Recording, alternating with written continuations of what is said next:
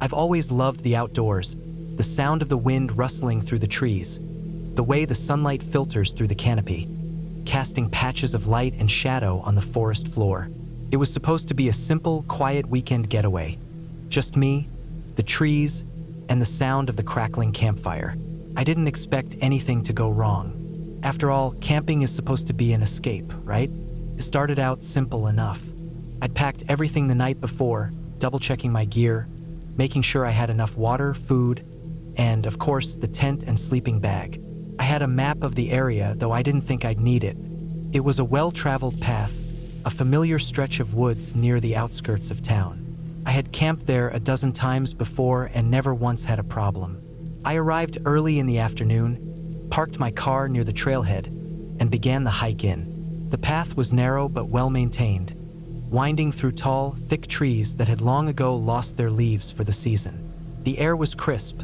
The ground beneath my boots was soft and slightly damp from the previous night's rain. It felt good to be out here, away from the noise and stress of daily life.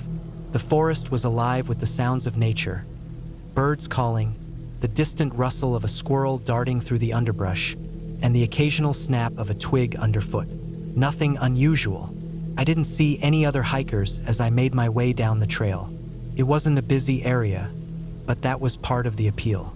I liked the solitude. There was something comforting about being alone in the woods, where the only company was the wind and the trees. After about an hour of walking, I found the perfect spot, an open clearing beside a small stream. The water babbled softly over the rocks, and the area was secluded enough that no one would disturb me. I set up camp quickly, pitching my tent near the edge of the stream, close enough to hear the water but far enough away that it wouldn't flood if the rain picked up again. As I unpacked, I realized how much I had missed the simple act of being in nature, of disconnecting from everything. The phone stayed off and I set my watch to silent. I started a fire with the matches I had, gathering some dry wood from the forest floor. The flames crackled to life, and I leaned back on my camp chair, watching as the fire flickered in the growing dusk. The first few hours were peaceful. The sun set slowly, painting the sky with streaks of purple and orange. The stars began to appear one by one, and the temperature dropped, but the fire kept me warm. I cooked a simple dinner, some canned beans and rice, and ate quietly, listening to the night sounds around me. There was something oddly soothing about it all. But as the night grew darker, something began to feel off. At first, I couldn't put my finger on it. Maybe it was the way the shadows seemed to stretch a little too long, or how the forest felt eerily still. The wind had stopped, and the usual hum of insects and distant animal sounds had gone silent. I tried to shake it off, telling myself that it was just my imagination, that I was being overly cautious. I finished my meal and decided to turn in early, figuring I'd wake up at dawn and take a long hike in the morning. The night was peaceful, after all, and there was no reason to feel nervous. But as I crawled into my tent, I couldn't shake the feeling that I wasn't entirely alone. I told myself that it was just the isolation playing tricks on me, that the silence of the forest was making me feel paranoid. I zipped up the tent and settled into my sleeping bag, trying to get comfortable. But it wasn't long before I heard it. A faint, almost imperceptible rustling outside the tent. My heart skipped a beat. It was too quiet before, too still for anything to be moving around. I strained my ears, waiting for another sound. There it was again, a soft crunch like something was stepping on the dry leaves. I lay still, trying to control my breathing. It wasn't unusual for animals to wander through campsites at night, but the noise felt too deliberate, too close. I reached for the flashlight by my side and flicked it on, shining it toward the tent opening. The beam of light swept across the trees in the distance, but there was nothing there. Maybe it was just an animal, a deer, a raccoon. I tried to convince myself, but the sounds continued, closer now, like something was moving around the edges of the clearing, staying just out of the reach of the light. The rustling paused for a few seconds, and then I heard something else. Footsteps. Slow, measured, and heavy, like someone was walking around the camp. My stomach dropped. I didn't know what to do. If it was just a person, I couldn't exactly confront them. I had no idea who they were or what their intentions might be. And if it was an animal, I didn't want to attract it by doing something stupid. The footsteps continued, circling around my camp. I grabbed my knife from my bag. Just a precaution, I told myself. Nothing serious. The sounds went on for what felt like an eternity, growing closer and closer, until I could hear them almost directly outside my tent. And then nothing. Silence. I held my breath, waiting for any sign of movement, but there was nothing. My hand gripped the knife, my pulse pounding in my ears. I didn't dare move, not even a twitch. Seconds passed, then minutes, felt like hours. The sound of my own breathing was deafening in the quiet. I couldn't tell if I was hearing things or if whatever was out there had just left, but I wasn't about to risk it. I waited a little longer, then a little more, before finally deciding that it was safe to risk a look. I slowly unzipped the tent, my hands shaking. The light from my flashlight flickered in the dark, casting long, exaggerated shadows across the clearing. The air was cold now, and the silence was unnerving. I pushed the flap open just a little, peering outside, expecting to see someone lurking in the darkness. But there was no one. The clearing was empty. The campfire had burned down to embers, and the only sound now was the quiet bubbling of the stream. Nothing was out of place, except for the unsettling feeling in my chest. I closed the tent flap, more confused than ever, and tried to lie down again. Maybe it was nothing. Maybe I had imagined it. But I couldn't sleep. I lay awake for hours, my mind racing, wondering if I had been followed. Had someone been watching me? Why had they been so quiet? Why hadn't they just come up to the tent if they meant no harm? The next morning, I woke up with the first light of dawn. The night had been long and restless, and I was still on edge. I packed up my camp quickly, not bothering to make breakfast or even check the fire. I just wanted to get out of there, back to the safety of the car. My hands trembled as I folded up the tent, and the unease I'd felt the night before lingered in the pit of my stomach. But just as I was about to leave the clearing, I noticed something strange. A set of footprints in the damp earth near the edge of the campsite. They were large, heavy prints, and they led in a circle around my tent. There were no animal tracks, just the distinct shape of human feet, deep enough in the ground to show that whoever had made them had been standing there for a while. I felt a rush of cold terror. They were real. The footsteps had been real. Without thinking, I grabbed my pack and started walking back to the trailhead. The unease I had felt the night before had turned into a deep, gnawing fear. I wasn't sure if someone had been out there, or if it had been an animal, or something else. But I wasn't staying around to find out. I didn't stop to look behind me as I hiked out. I kept moving, not looking back even once. The woods, once so calming and familiar, now felt like a maze of shadows and whispers. It wasn't until I reached my car that I finally let out a breath I hadn't realized I'd been holding. I didn't go camping again for months after that. What happened out there in the woods will always haunt me. But sometimes, in the quiet moments, I still hear the faintest rustle of leaves outside my window, and I wonder if it's just the wind, or if I'll be hearing footsteps again. I've worked as a seasonal counselor at this same camp in the woods of northern Michigan for over a decade now. I'm not really sure why I keep coming back. It's not the pay, and it's definitely not the bug bites, the long days, or the borderline chaos of trying to keep 30 kids alive in the wilderness for a couple of weeks. I think maybe it's the quiet moments I get when everyone's finally asleep. The kind of peace you can only get in the middle of nowhere, surrounded by trees and the steady hum of a night so still it almost doesn't feel real. But even that quiet has a way of turning on you sometimes, especially when you know what happened in these woods. Every year, the same story gets told. We tell the campers it's just a tale to scare them before bed. One of those traditions every camp seems to have. The other counselors have their versions, but I'm the one who really goes into detail. I know it better than anyone else, because I remember when it started. The first time was maybe 15 years ago. I was younger then, still new to the job. The camp director at the time, a guy named David, took me and a couple others aside one evening after the kids were asleep and told us there had been an incident. That was the word he used, incident. A hiker found a body a few miles south of the camp, not far from one of the lesser-used trails. David didn't want us to tell the kids or even the other counselors. Keep things normal, he said. Let the police do their job. But of course word got around. I remember hearing more about it a few days later from one of the kitchen staff, who had a brother on the sheriff's team. Apparently it was a man, maybe mid-40s, in decent shape. Looked like he had been killed fast, blunt trauma to the head. But that wasn't the part that stuck with everyone. What really shook people was that 3 fingers on his left hand were missing. The pointer, ring, and pinky finger, each of them severed halfway down. Not clean cuts either, jagged like they'd been torn or chewed through. But there were no signs of animals around the body. No defensive wounds either. No weapon found. The fingers were just gone. The police combed the area for weeks. Nothing turned up. No suspects. No motive.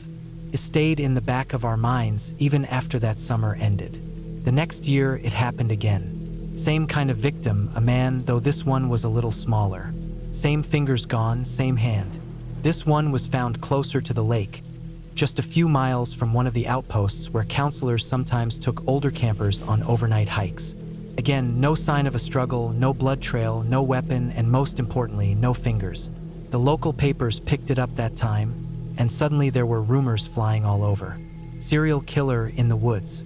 Ritual murders. Some folks said it had to be an animal no one had identified. Others thought it might be some unhinged person trying to leave a message. No one knew for sure. I stayed on that summer. I don't know why. Maybe I just figured it couldn't happen again. But it did. Not right away. A few more weeks passed. The police didn't have anything. Then it was a woman. This time she was even smaller than the second guy. Still the same injury. Left hand, same 3 fingers missing. They checked for animal DNA. Nothing. Human DNA? Nothing. No one saw anything. No one heard anything. Just another body, left like a puzzle someone had stopped solving halfway through. That third one really shook us up. The counselors didn't talk about it during the day, but at night around the staff fire pit, it came up every time. We kept wondering how someone could keep doing this out here, so close to the camp. Was it someone living in the woods? Someone watching us? By the time the 4th body was found, the pattern was hard to ignore. The victims were always alone and always smaller than the last, and always missing those same fingers. That one was a teenager, probably high school age, a kid out camping with his family. His parents had gone into town for groceries, left him behind to watch the site. When they got back a few hours later, they found him lying there next to the fire pit. No signs of a struggle, no blood trail, just him. And the fingers, of course, gone. That was the first time I really thought about leaving the job. But I stayed. Not because I wasn't scared, everyone was. But it felt wrong to walk away. Like if I left, it meant the person who was doing this had won something. That summer ended with no answers, and when I came back the next year, everyone acted like nothing had happened. New counselors had taken over most of the roles. The camp director was replaced. They didn't mention the killings in the welcome packets anymore. It was like they were trying to bury the past. Except for me, I remembered. And when that summer passed without any incidents, I started to relax a little. Maybe the killer was done. Maybe it was over. But then the next body showed up. And this time it was a kid. They found her on the edge of a hiking trail just off the county road. 9 years old. Same fingers missing. Same hand. Same mystery. The police were back out again, and this time they found something they hadn't before. A fingerprint. It was on a small metal canister near the scene. Looked like it had been dropped or discarded, maybe by the killer. The print came back not as someone already in the system, but as someone recently deceased. The teenager who had died in the previous killing. His prints had been taken when he was caught shoplifting the year before. Somehow, his prints ended up at a crime scene that happened after he died. It didn't make sense. Unless the killer had taken them with him. Unless those fingers had been used. Worn. That's when people started whispering about something even stranger. Maybe the killer wasn't just collecting the fingers. Maybe he was trying to replace his own. That's how the story really started. That was the root of the version we tell around the campfire every year. I added some of the details, filled in the gaps with things I knew. Others added more over the years. And then one year I decided to make it personal. I started wearing gloves all the time. Thick work gloves, even when it was hot out. I'd wait until the story reached the part where the killer was trying to replace his fingers, and I'd say something like, "No one's ever figured out who he is, but every year he came back to find fingers that might fit. And he never got around to trying the fingers of kids your age." Then I'd pull off my gloves slowly and show them my hand. My left one, the scarred. I've got most of my pointer finger, but the ring and pinky are gone. Took them off myself in a work accident when I was younger. Got them caught in a saw blade in my uncle's garage. They managed to save the pointer finger, but it's mangled all the way down to the second knuckle. I can barely bend it. Every year I watch the kids' faces when I show them. The shock, the fear. Some of them can't sleep for days after. Others act like it's the coolest story they've ever heard. It becomes part of the experience. Camp legend, a rite of passage. And then I always come clean. I tell them it's just a story, and I lost my fingers in an accident. No killer, no ghost, just a stupid mistake with a power tool. Most of them laugh about it later, some don't, but I never tell them the whole truth, because I've never stopped thinking about those killings.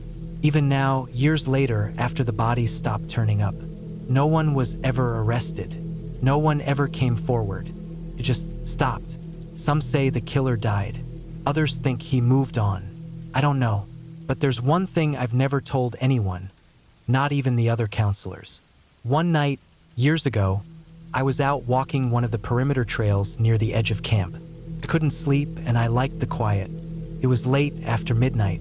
I had my flashlight, but I kept it low. I remember hearing a sound behind me, like twigs snapping. I turned, shined the light, and saw nothing, just trees, more silence. Then I caught movement, figure maybe 30 yards back. Not running, not hiding, just standing there, watching. I called out, but nothing. I stepped forward, and they turned and walked away into the trees. Calm, deliberate, gone. When I walked over to where they had been, I found a small pile of something at the base of a tree. 3 sticks, about 5 inches long each, lined up next to each other like fingers. The middle one was thicker. The outer 2 had little notches carved in them, like knuckles. I left them there, walked back to camp, and didn't say a word. I don't know who that person was. I don't know what they wanted. But I do know this, whoever they were, they knew I'd been watching. And they were watching me too. So yeah, I tell that story every year. I let the kids think it's just a tale, a scary little tradition. But I still wear the gloves, even when no one's around. Because sometimes, when I wake up in the middle of the night in my cabin and look out the window into the woods, I feel like someone is out there, standing just out of view, waiting, watching, and I've got just enough sense left not to give them another reason to finish what they started. I've always believed that people who choose to spend time deep in the woods fall into 2 categories. The first kind are out there to get away from something, city noise, work stress, people, whatever it is. The other kind are out there to find something, maybe peace, maybe solitude, maybe just the kind of quiet that only comes when you're more than 10 miles from the nearest paved road. I've never been sure which type I am, but every year since I turned 30, I've taken a week and hiked out into the northern forests of my state and camped alone. No cell service, no GPS, just a map, a compass, and the same worn backpack I've used for years. It's a personal ritual. Some people have yoga retreats or meditation apps. I pack a tent, a water filter, and a good pair of boots and disappear into the woods for a while. I like the kind of tired that comes from walking 10 miles a day with everything you need on your back. I like the soreness in my shoulders and the burn in my thighs. It reminds me I'm alive in a real, physical way. There's nothing abstract about pain. You can't overthink it. The last trip I took, though, didn't go the way it usually does, and I haven't gone back since. I planned it the same way I always did. I worked out a loop on my old paper map that would take me across about 20 miles of forest trail, starting from a ranger station and looping around through some elevation, a lake, and an old fire tower that had been abandoned for decades. I camped 3 or 4 nights, pack light, and move fast. Nothing too dangerous, but remote enough to guarantee I wouldn't see more than a handful of people the entire time. The first day went smooth. Weather was good, overcast but dry. I made my way up into the hills by early evening, set up my tent near a creek, cooked a bit of food, and listened to the water running over the rocks until I fell asleep. It was the kind of night I went out there for: simple, quiet, clear. The second day, I hiked through some rougher terrain, made my way across a ridge with a few sheer drops. I didn't rush. I had a whole week off work, no one waiting on me. I stopped often to take in the views or drink water and rest my feet. Somewhere around midday, I found myself walking past a narrow clearing where a small side trail branched off. It wasn't marked on the map, and from the looks of it, no one had used it in a long time. But something about it caught my attention. I stopped, took a sip from my canteen, and studied the path. It wasn't much of a trail, just a gap where the undergrowth looked slightly less dense. But I could see boot prints in the dirt. Not fresh, but not old either. Maybe a few days at most. Deep tread, probably hiking boots. Someone had gone that way not long ago. I don't know what made me follow it. Maybe curiosity, maybe instinct. The path wound around some tight bends and eventually led to a small clearing. Nothing fancy, just a flat area surrounded by dense pine, with a fire ring built out of rocks in the center. Someone had been there recently. Ashes were still in the fire pit, and a few small logs were stacked nearby. There was even an old metal chair set against a tree, rusted but still standing. I didn't see any trash, no gear left behind. Whoever had been there seemed to know what they were doing. I figured they'd moved on and just used the place as a quick overnight stop. I looked around a bit more and noticed something odd. Tucked into a knot in the tree near the fire ring was a small bundle of twine. It was tightly wound and wrapped in what looked like electrical tape. I picked it up and turned it over in my hand. It didn't feel heavy or special, just a weird little bundle, like something someone made out of boredom. I put it back where I found it and moved on. I had a few more miles to go before I planned to set up camp that night, but I couldn't shake the feeling that the little clearing had something strange about it. I didn't see anything obviously wrong, but there was a stillness to it that didn't feel like the rest of the woods, like it had held something that hadn't fully left yet. By the third night, I was farther out than I'd ever been before, miles from any trailhead or forest road. I set up near a slope that overlooked a narrow valley and made dinner as the sun dropped behind the trees. I felt good, tired, sore, hungry, but clear-headed. That kind of clarity was the reason I came out here. I was getting ready to turn in when I heard something moving in the dark. It was subtle, just the crunch of leaves maybe 50 yards downslope. Could have been a deer or even a raccoon, but it kept moving slower than animals usually move, like someone trying to be quiet but not quiet enough. I stayed still, head tilted, trying to place the sound. Then it stopped. I waited a while longer, then unzipped the tent just enough to peek out. I couldn't see anything in the trees. The darkness between the trunks was solid, no shapes moving. Eventually, I zipped it closed again and lay back down. Sleep didn't come easy that night. In the morning, I found tracks. Not animal, boot prints. Same kind of deep tread I saw near that side trail. They circled my tent and then headed back the way they came. I followed them for maybe 30 yards before they vanished into the underbrush. I thought about packing up and heading back the way I came, but I told myself it was probably just another hiker who came across my site and was curious. Maybe someone who didn't want to wake me. Still, it didn't sit right. By late afternoon, I made it to the lake. It was smaller than I expected, more of a wide pond, really. Still, it was peaceful. I set up camp near the shore, filtered some water, and sat for a long time just watching the sun move across the surface. The reflection of the trees rippled slightly in the breeze, and I tried to let the strange feeling from the morning drift away. That was when I saw him. Across the lake, maybe 100 yards away, a man stood at the tree line. He wasn't moving, just watching. I couldn't make out details, just the shape, broad shoulders, a wide stance. He was wearing dark clothes, maybe a jacket. Something about the way he stood felt deliberate. like he wanted to be seen. I raised my hand, not to wave, just to acknowledge him. But he didn't move. Then he turned and walked back into the woods. That night, I didn't sleep. I kept the fire going until it burned low, and even then, I sat with my flashlight in hand, eyes scanning the trees. I didn't hear anything. No footsteps, no breathing, but the feeling of being watched never left. The next morning, I skipped breakfast and packed fast. I cut off part of my loop to shave a day off the trip. I just wanted to get back to the trailhead.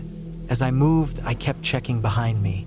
I didn't see anyone, but I still felt like I wasn't alone. Around noon, I came across another campsite. This one was old. Weathered gear, a collapsed tent, and what looked like a pile of clothing half buried in dirt. I poked around, looking for any sign of who had been there. And then I saw it. A glove, leather cracked from age, lying on the ground, fingers curled. I picked it up and something about the shape felt wrong. I turned it over and noticed two of the fingers had been crudely cut off at the midpoint. The material was stiff, like it had been soaked and dried several times. I dropped it and looked around again. There was no name, no ID, nothing personal.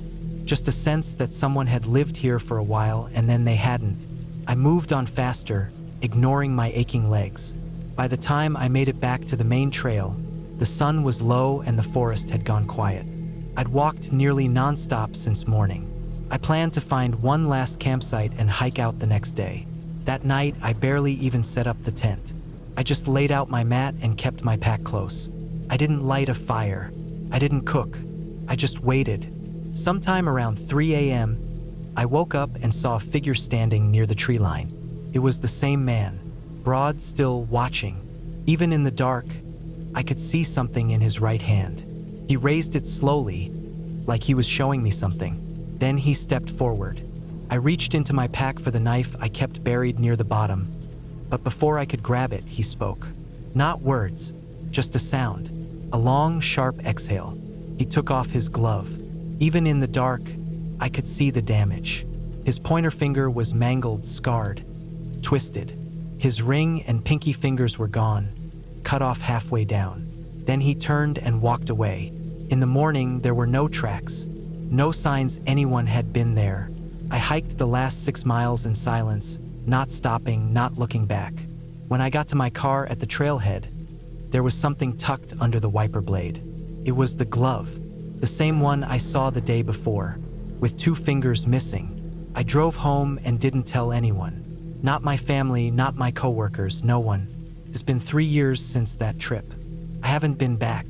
The gear still sits in my garage, untouched. And every once in a while, I dream about that glove. I wake up feeling the stiffness of the leather, the weight of it in my hand. Somewhere out there, in those woods, is a man who walks like he's looking for something. And every year, I wonder how many more fingers he needs. And if maybe one day he'll decide mine are the right fit. I worked as a camp counselor for 3 summers straight, starting the summer after I turned 19. It wasn't something I planned on doing long-term, just a summer job between semesters in college. I'd gone to that same camp when I was a kid, back when I was 10 or 11, and I still remembered the lake, the dock that felt like it went on forever, and the gravel paths that always seemed to find their way into your shoes no matter how tightly you laced them. It was the kind of place that left a small mark on you, whether you wanted it to or not. You could remember the way the pine needles smelled when the sun baked them in the afternoon, or the sharp bite of the morning air before breakfast call. It was familiar. That's what made me apply there instead of somewhere else. The first summer I worked there was mostly a blur of keeping kids from drowning, preventing fights over bunk beds, and watching over marshmallow fires. But the one thing I really leaned into was the nightly campfire stories. I noticed early on that after all the hiking and canoeing and skits and crafts, the thing that really stuck with the kids was the last thing they heard before bed. I remembered it from when I was a camper too. There was always one story, sometimes told by a counselor, sometimes passed from kid to kid, that followed you back to your sleeping bag and made you check the dark corners of the cabin more than once before closing your eyes. So I made it my thing. Each year, I started telling a story halfway through the week, when the kids were just tired enough to listen but not homesick enough to be fragile. I kept the setup the same every time. Sat them in a circle, dimmed the fire down to embers, kept my voice low but steady, made the whole thing feel like a secret just for them. And I told them the same story every year. The story was simple. There was a man, sometimes I said he was a farmer, sometimes I said he was a logger, depending on the group, and he died in the woods many years ago. They never found out who killed him, but he came back, angry and restless. He didn't haunt buildings or chase people with chains or anything silly like that. He had a rule. He'd let you go, he'd spare your life, if you gave him 2 of your own teeth and told him 2 names of other people he could hunt instead. Just 2. That was the bargain. Give him what he wanted and you'd live. But if you couldn't or wouldn't, he'd take what he needed by force. The kids would squirm and laugh nervously. Some would cover their mouths without realizing it. I keep a straight face through the whole thing. I drag the ending out, let it hang for a bit, and just when the mood was right, I'd smile. A big, toothy smile with 2 obvious gaps where my lateral incisors should have been. That's the second tooth from the middle on each side, if you're curious. I was born without them, something genetic. Most people never even notice because I wore a retainer with 2 fake teeth clipped in, colored to match. But before I told the story, I'd quietly slip the retainer out and pocket it. Every time I showed them that smile, a couple of kids would scream, a few would go pale, and at least one would look like they were about to cry. I always followed it up by laughing and making sure they knew it was all a joke, and after a few minutes, they usually laughed too. Usually. The thing is, the story wasn't the scariest part. The way I told it, the build-up, the atmosphere, the reveal, that's what stuck with them. I started to build a reputation. Counselors would nudge me each year and ask if I was doing the tooth story again. It became expected, something the kids whispered about before they even saw the fire pit. Some kids, I think, actually looked forward to it like it was a rite of passage. Others dreaded it, but even they stayed until the end. The second summer, I told the story to Cabin 6, 8 boys between 10 and 12. They were the kind of group that was easy to manage during the day and impossible to settle down at night. Lots of energy, but not much discipline. The kind of kids who pushed each other into the lake, then cried when they got splashed. But they listened to my story. All of them sat still the entire time. The light from the fire caught their faces in flashes, and when I smiled, a few of them jumped back. One of them, Charlie, I think, ran back to the cabin before I even said anything else. I figured he'd be fine. Later that night, I was doing the rounds, making sure all the cabins were quiet, no one sneaking out for pranks or snacks, and I found Charlie sitting outside on the steps of the cabin, still fully dressed, arms wrapped around his knees. He looked scared, but not crying, just quiet. I asked if he was okay, and he nodded, said he couldn't sleep. I told him to go back in and lay down, that it was just a story. He nodded again but didn't move. I figured I'd give him a minute. The next morning, I heard from one of the other counselors that Charlie had asked to go home. He said he didn't feel good, that he was having stomach pains. His parents came and picked him up before lunch. The rest of the cabin didn't say much about it, and I didn't pry. I figured he just wasn't ready for camp life. Not everyone is. I kept telling the story anyway. By the third summer, I had the whole performance down to a science. The pauses, the pacing, the way I used my flashlight under my chin for just one moment near the end, it was all calculated. But something felt different that year. It was subtle. I can't explain it clearly, but I started to notice how seriously some of the kids took it. Not just fear, but belief. Not all of them, but enough that it made me think twice. One night, after I told the story to a group of younger campers, I overheard 2 of them whispering back in their cabin. I was walking past on my way to the staff lodge and caught just enough to hear one say, "We need to figure out 2 names." Stopped me cold. I waited for a second, listening for more, but they'd gone quiet. I wanted to step in, say something, make sure they understood it was just a joke. But I didn't. I convinced myself they were just playing around, trying to spook each other like kids do. But it stuck with me. That was the same week we had an incident.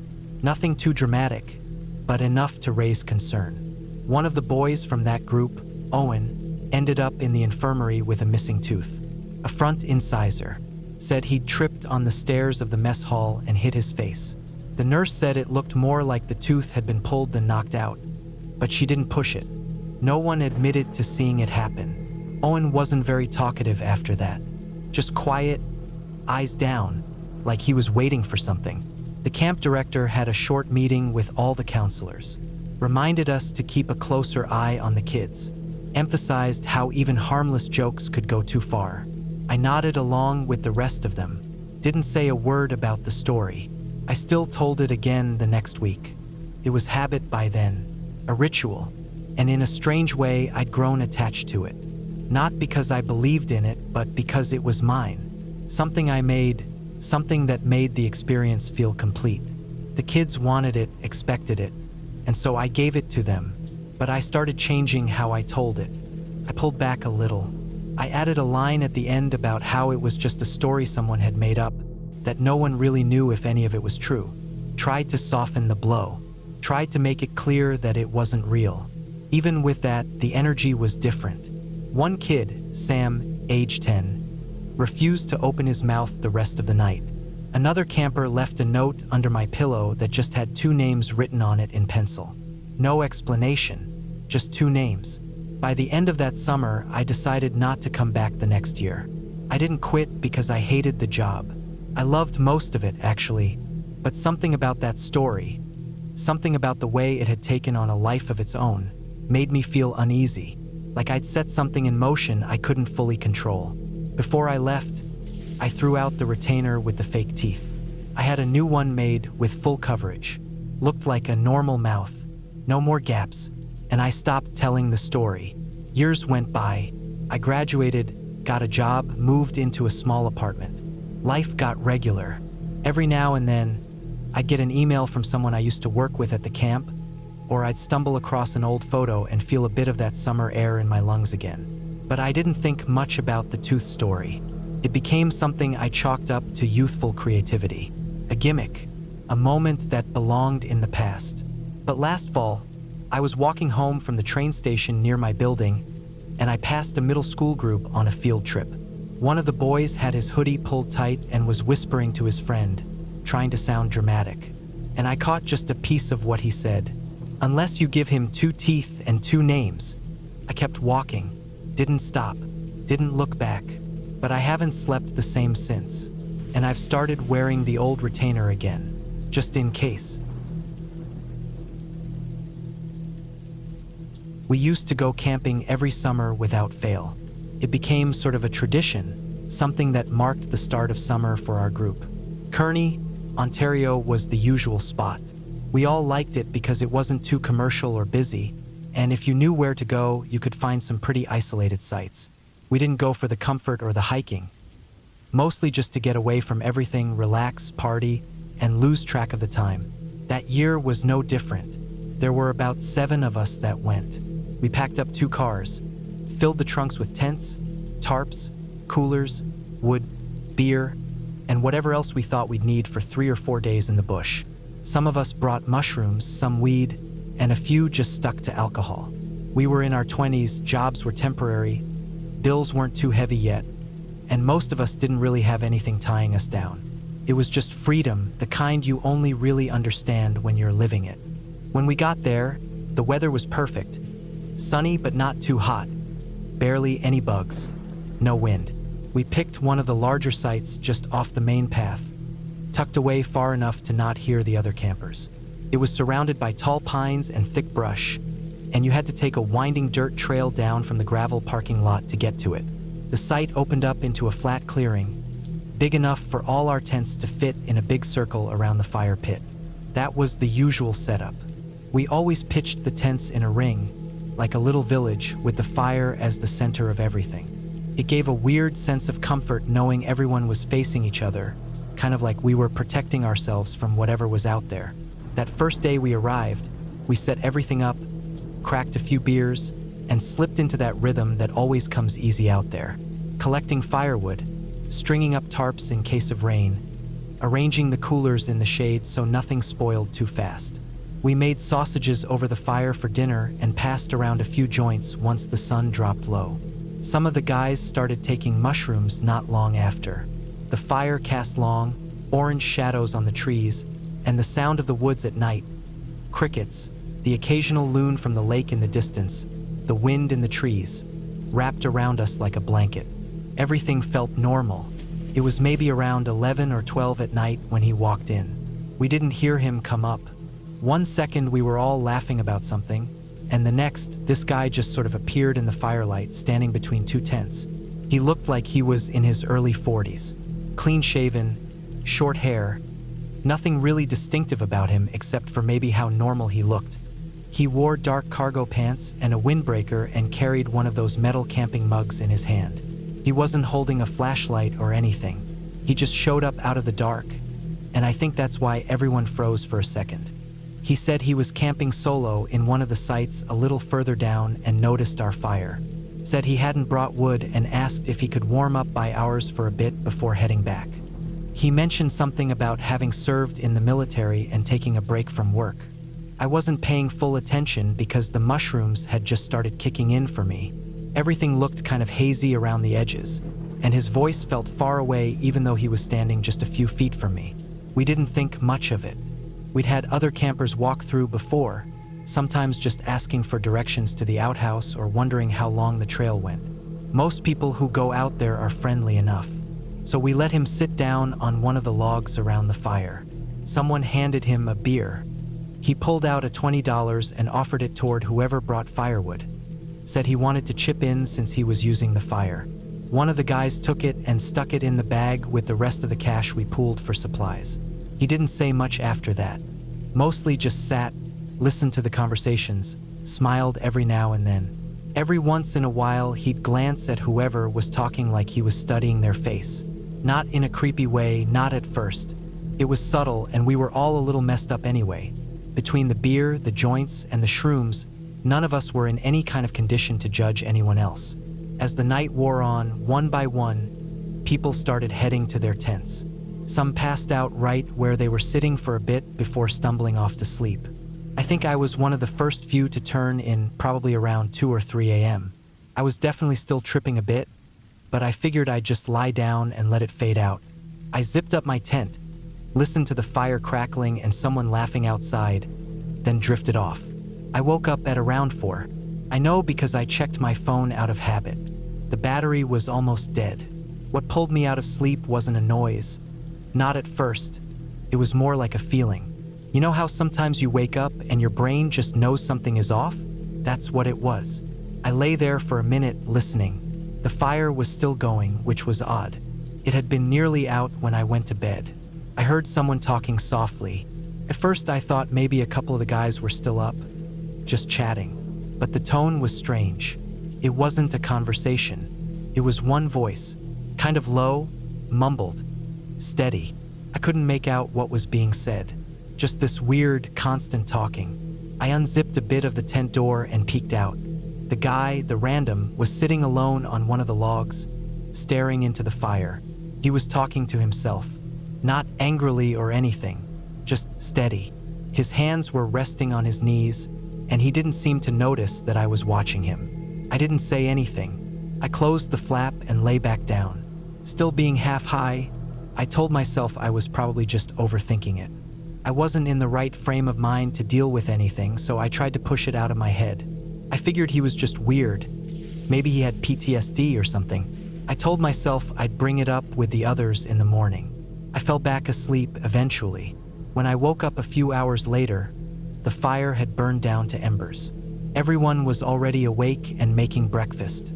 The guy was gone. We looked over toward the site he said he was staying at, down the trail to the left. Nothing. No tent, no fire pit, no garbage, no gear. Not a single sign anyone had stayed there. We even walked over, thinking maybe we were just missing it. But it was spotless. No footprints, no disturbed ground, no sign of a fire. It looked like no one had touched it in days. We all started talking about it just to make sure we weren't imagining him. Every single person remembered him. We all had slightly different memories. Some thought he had a green jacket, others thought it was black. A couple of us remembered his name, but not the same name. But we all remembered that he was there. We all remembered him showing up, the $20 bill, the way he just sat there most of the night. And we all agreed on one thing: he hadn't gone to sleep. The last two people who stayed up passed out sometime after 3:30. The first one of us to wake up had gotten up just after 6. In that window, he had disappeared. The rest of the trip went fine. Uneventful, really. We still drank, still smoked, went swimming at the lake one afternoon, and stayed up by the fire every night. But every so often, someone would bring him up again. Like, "Remember that dude?" And we'd all kind of nod and leave it at that. No one wanted to talk about it too much, maybe because we didn't have a good reason to be uneasy about it. Nothing had happened. He hadn't done anything, and yet it still felt wrong. Fast forward 4 or 5 years. I was at home flipping through the channels one night. Nothing was on. I landed on a local news segment just as they were starting a report on some guy who had just been arrested. Multiple charges. They flashed his picture up on the screen. I froze. I knew that face. Not like how you recognize a celebrity or someone you went to high school with. It was deeper than that. It was like my brain pulled the file from a drawer I didn't even know existed. The guy on the screen looked older than I remembered, but it was him. The guy from the fire. The one who had sat talking to himself in the middle of the night. The one who vanished without a trace. He had been arrested for a series of violent crimes. Sexual assault, murder. They said he'd been active across multiple provinces, that he moved around a lot and lived mostly off the grid. There were even rumors he targeted remote campsites. I just sat there staring at the screen. My mouth went dry. I remembered the sound of his voice talking to himself, the way he stared at the fire, how he watched us all night. I remembered that sick feeling in my stomach when I saw the site the next day. How clean it was, how nothing was left behind, like he was never there. I'll never know for sure if it was him. We never took a picture. We never got a last name. But the second I saw that mugshot, something in me clicked. It wasn't like a vague resemblance or a maybe. It was instant recognition. That face had been burned into my memory, whether I realized it or not. After that, I stopped going to Kearney. I haven't camped out there since. Some of the guys still go, but I never joined them again. It just didn't feel the same after that. Every time I think back to that night, I wonder what would have happened if just one thing had gone differently. If someone had passed out a little later. If we hadn't woken up when we did.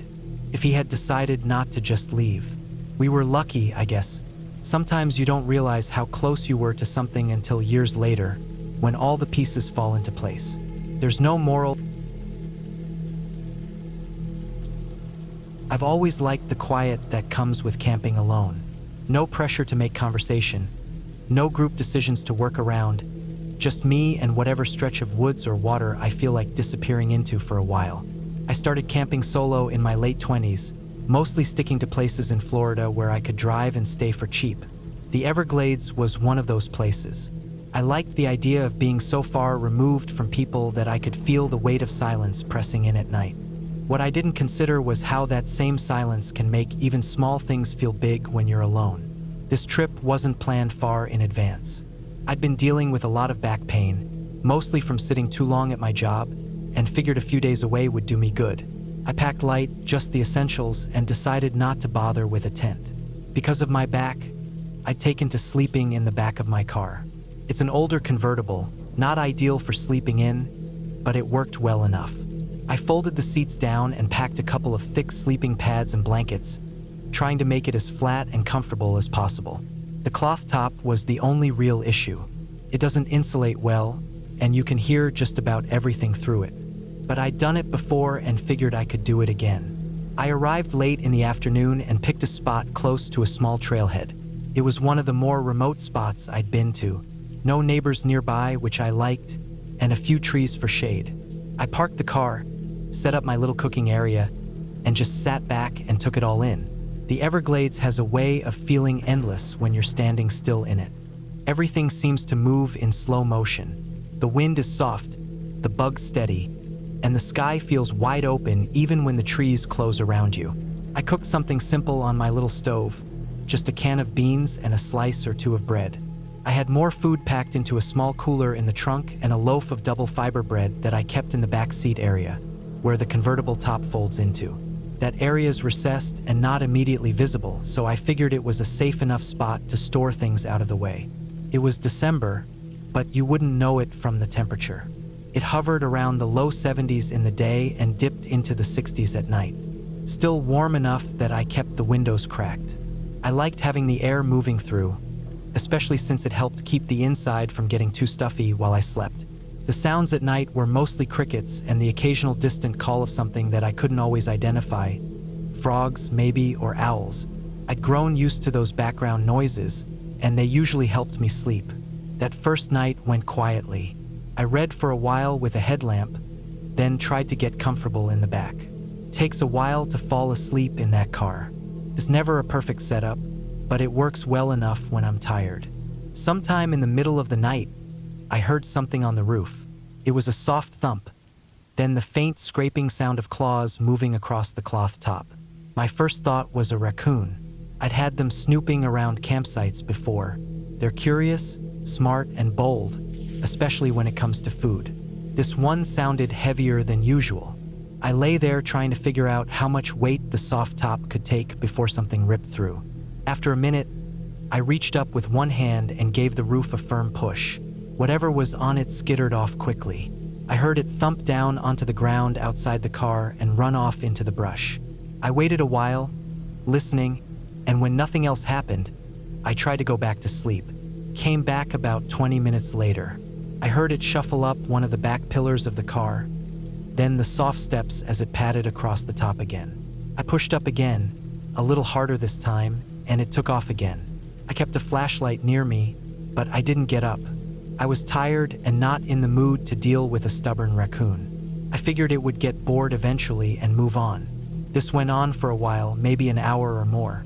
Every time I thought it had finally given up, I'd hear it come back. Same sounds. The climb, the shuffle, the pause, and the slow movements as it walked across the cloth. It wasn't aggressive or frantic, just persistent. At some point, the noises stopped for good. I remember lying there in the stillness, wondering if I should get up and move the bread or check around the car, but I was too tired. I figured if it hadn't found the food by now, it probably wouldn't. I shifted around until I found a position that didn't make my back throb and closed my eyes.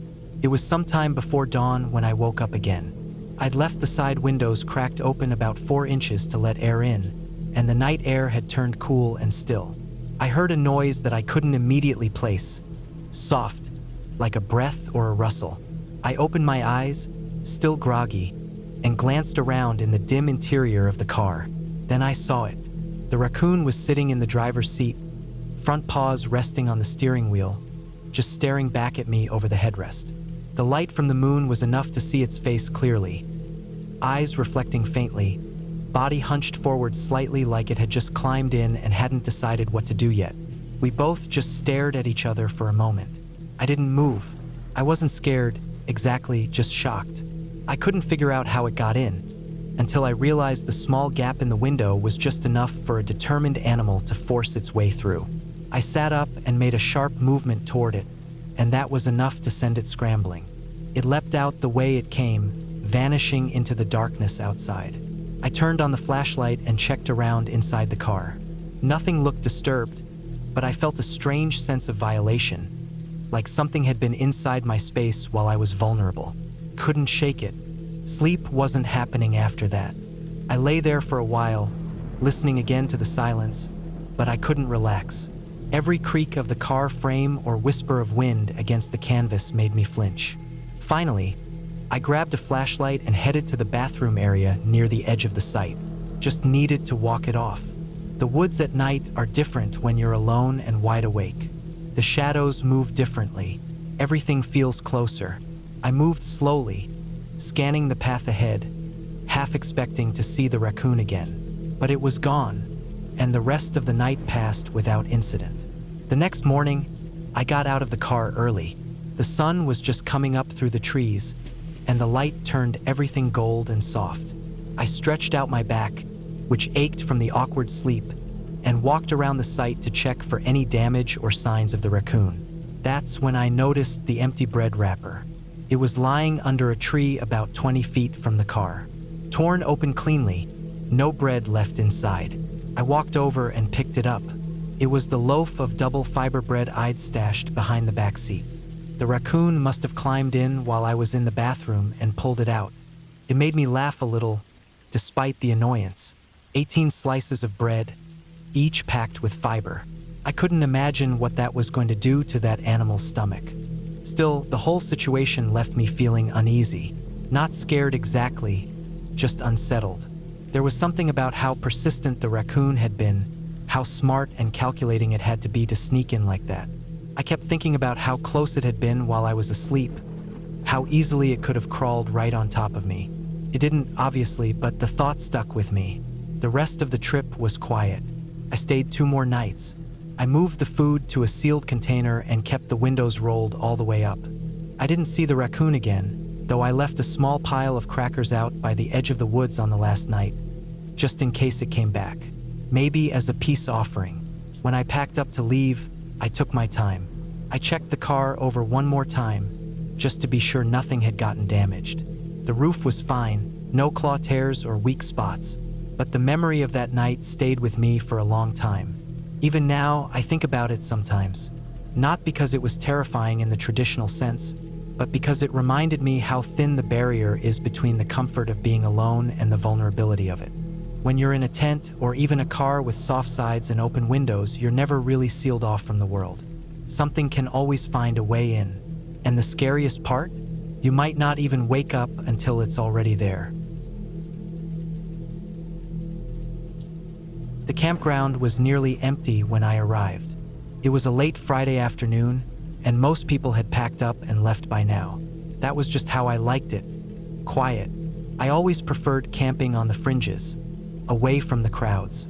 I set up my tent near the edge of the woods, a little off the beaten path. The smell of pine and the distant rush of a creek nearby reminded me why I loved being out here so much. I had my supplies: a small stove for cooking, a bag of prepackaged meals, a bottle of whiskey, and a flashlight. It wasn't much, but it was enough for me to survive a couple of days out here. The weather was perfect, crisp and cool, with the sun dipping below the treeline, casting long shadows across the clearing. As the sun set, the world quieted down, and the forest grew darker. The occasional chirp of a cricket or the rustle of wind in the branches was the only sound that broke the stillness. I made a fire, the crackling flames offering both warmth and light, and began eating my dinner. Nothing fancy, just some beans and rice heated over the stove. The firelight flickered in the growing darkness, and I settled back against a log, sipping my whiskey, enjoying the peace. This was what I came here for, to disconnect, to escape the noise of the city, to be alone with my thoughts. There was a calming rhythm to being out here, a steady beat in the wilderness that was almost soothing. But then there was a noise. It was faint at first, just a slight rustle in the underbrush behind me. My first instinct was to brush it off as an animal, maybe a raccoon or a deer, but the sound grew louder, sharper. It wasn't the gentle rustling of leaves that I was used to hearing. No, this was deliberate, purposeful. Someone or something was moving around out there. I froze.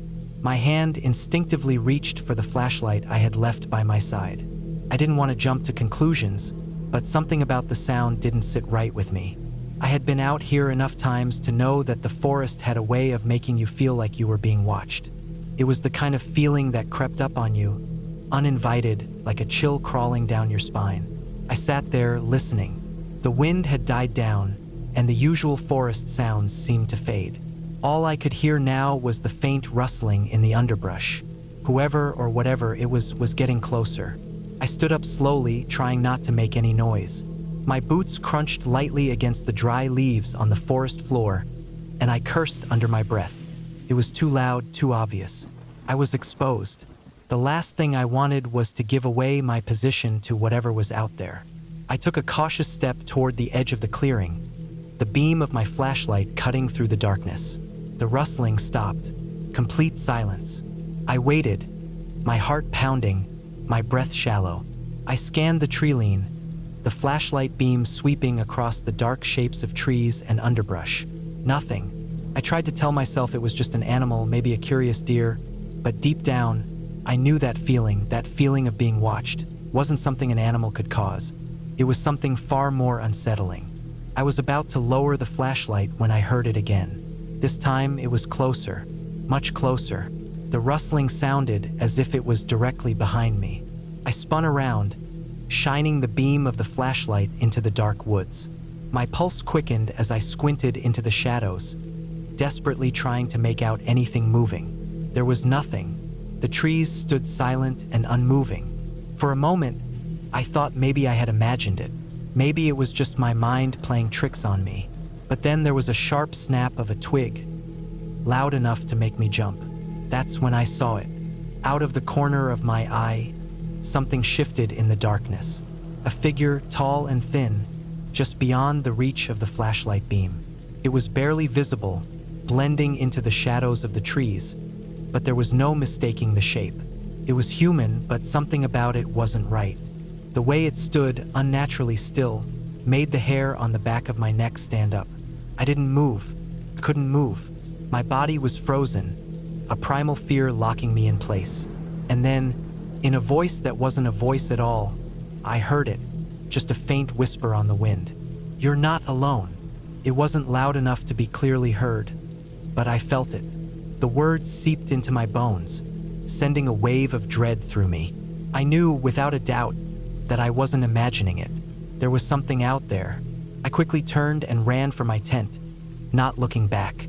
My heart thudded in my chest as I fumbled to unzip the flap.